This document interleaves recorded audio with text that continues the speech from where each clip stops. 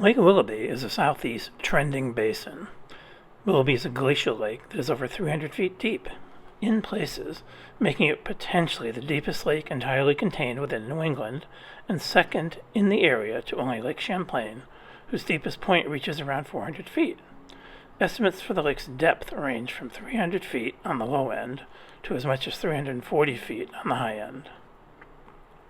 The shoreline of Lake Willoughby resembles a Norwegian fjord, and as a result is a popular destination for photographers and tourists.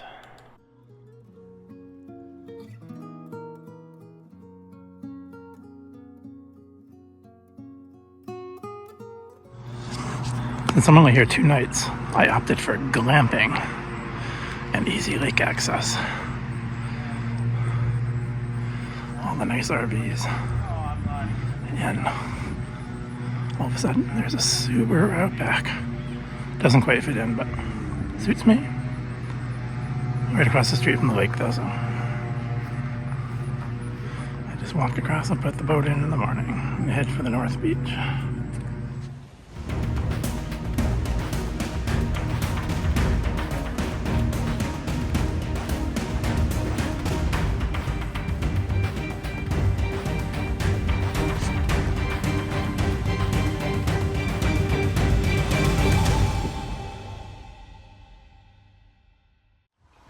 Starting off on the beautiful south end of Lake Willoughby. You can see how clear the water is. And where it gets darker a little bit out here and drops off. There used to be a nude beach over here. I'm not sure if it's still there. We're going to head around what would be the western side, I believe. That's the north, and then map all the way around. 5.4 miles to the north end, so about 11 miles altogether. There's not Pisgah. Tiny little waterfall.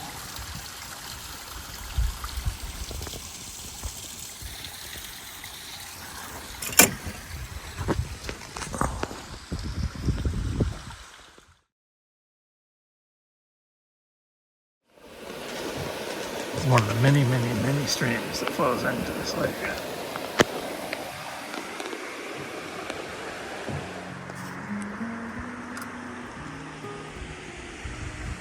Campgrounds over there.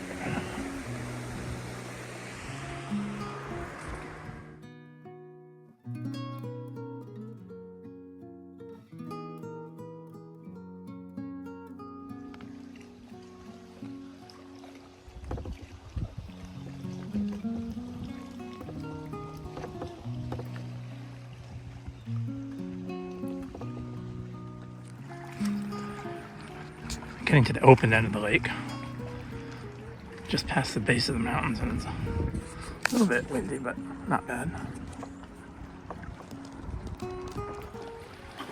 Most of this eastern side is pretty rugged and pretty steep coming down.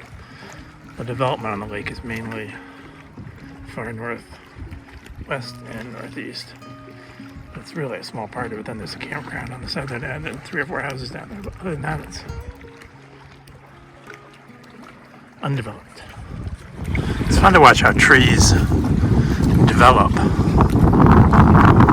They adapt to trying to stay alive on top of rocks and stuff until they eventually get into all the water and uprooting. It's interesting.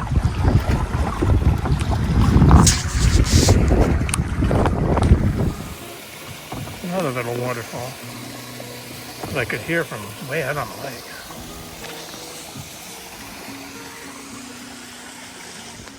Starting to come up on a little bit of the western side where it's developed a little more. Beach we're headed is, I'm headed is somewhere up in there. As you can hopefully tell from the video, the north end weather is a lot different. There's some pretty sizable waves, some white caps and stuff, which I can use to my benefit in this direction, but It's going to be interesting. It's not the kind of a place where you want to get down to the bottom of those stairs and realize you forgot something. And then coming around the corner, finally to the beach on the north side, which is up there. We are coming up on the beach on the north end.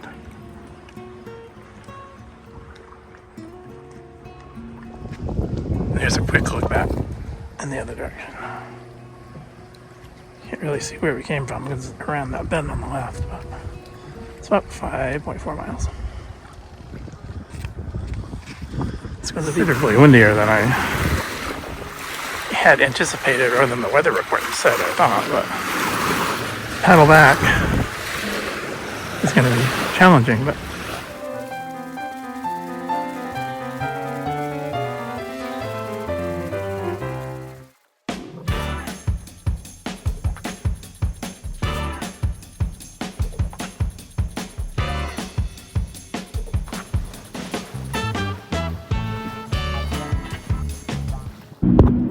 starting the long paddle back.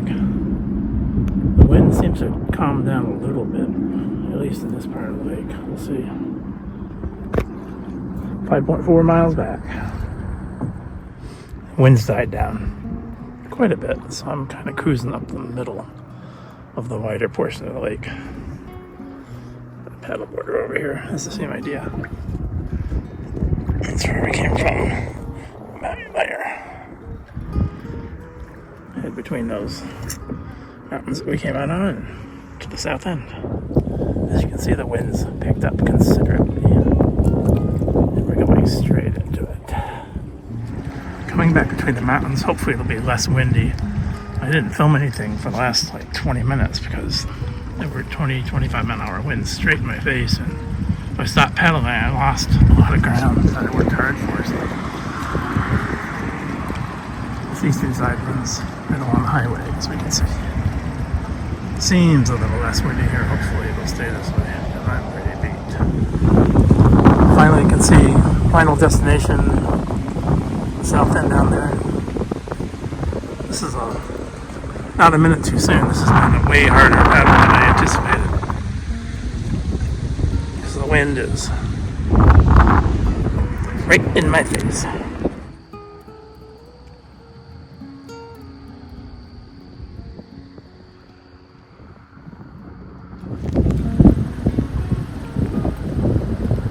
Closer.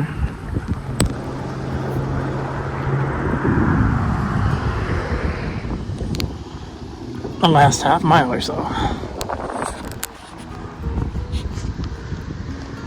I'm beat. So here we are back at the south end. Look at where we came from. You can't see all the way up.